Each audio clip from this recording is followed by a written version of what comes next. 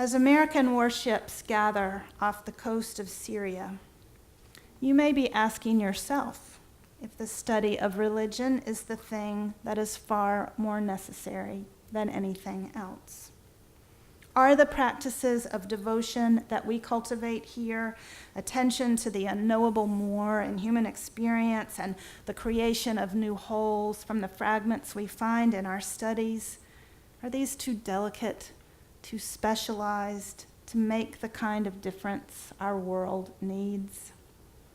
We were provided just yesterday with an example of the power of precisely these devotional practices when the country observed the 50th anniversary of the March on Washington and Martin Luther King Jr.'s I Have a Dream speech, a speech that reflects Dr. King's devotion both to the study and practice of religion. Without Dr. King's ability to see farther out and farther in, to see the infinite possibilities furled inside this nation, without his gift for putting disparate sources, ideas, and images together to create something new over which thought lingers and love plays, think how impoverished our common life would be. But if that example feels too monumental to think with about your own life and work, think of something more recent. Think of Antoinette Tuff, the bookkeeper at the McNair Elementary School in Decatur, Georgia, who last week talked a man who had entered the school armed with an AK-47 and 500 rounds of ammunition into laying down his weapons and surrendering before anyone got hurt. After a summer in which the killer of an unarmed African-American teenager argued that fear justified his shooting of the child and was found not guilty by a jury of his peers, Antoinette Tuff's ability to reach across the boundaries of race and fear with the whole of her humanity feels like a miracle. What made her so skilled and so compassionate when confronted with a heavily armed young white man who told her he wasn't afraid to die? What allowed her to see the infinite possibilities furled in him rather than seeing him as an all too familiar type? What made it possible for her to speak to him as if he were a member of her own family, to call him baby, to tell him she loved him, to promise to stay with him until the police arrived and make sure they didn't shoot him? I've never been so scared in all the days of my life, she told the 911 operator when it was all over. But why didn't fear drive her actions? Who is this that looks forth like the dawn? Now, Antoinette Tuff is obviously a remarkable person with deeply nonviolent instincts and a lightning-quick ability to bring the whole range of her experience to bear on a dangerous situation. And the mystery of her skillful, compassionate response certainly can't be solved by me. But we do know some things. She had been trained in crisis response by her school.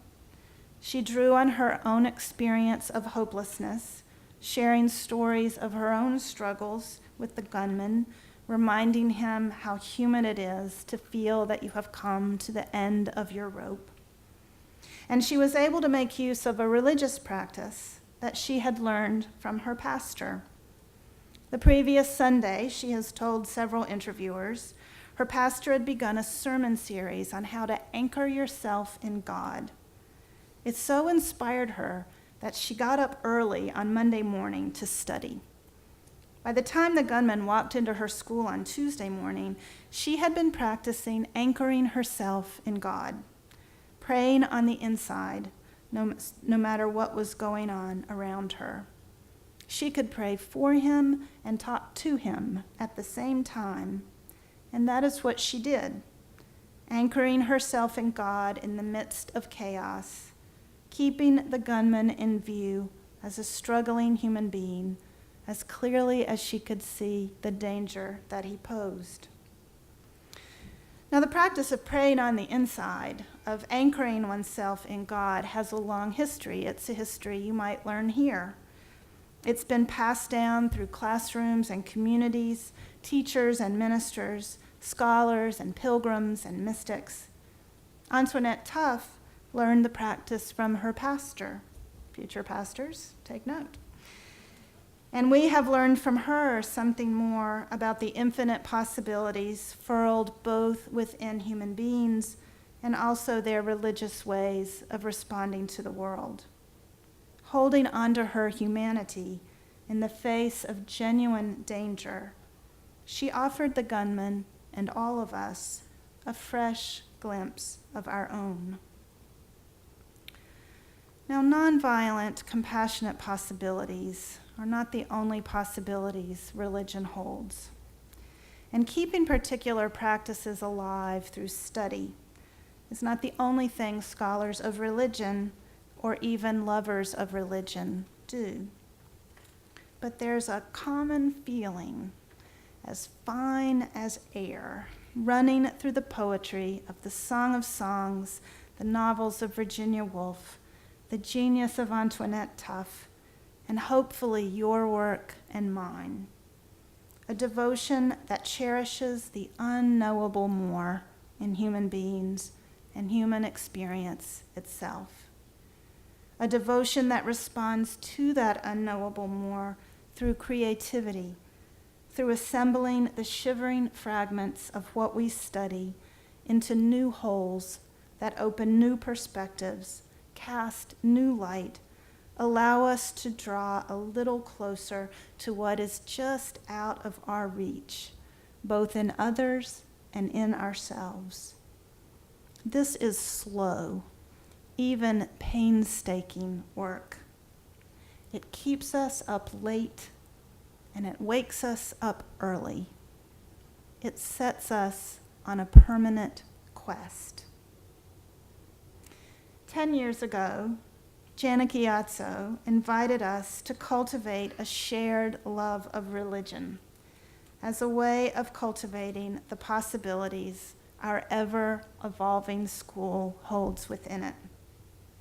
I have been so inspired by her and by my colleagues in the faculty and the staff and by our wonderful students who do their work with such devotion.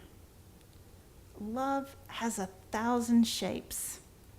We are the lovers, like the scholars and artists, the pastors and parishioners, the activists and pilgrims who have gone before us, whose work it is to explore the mysteries of our shared humanity, to reach out for the unsayable from the fragile bridge of language, and to create something from our studies that invites both thought and love.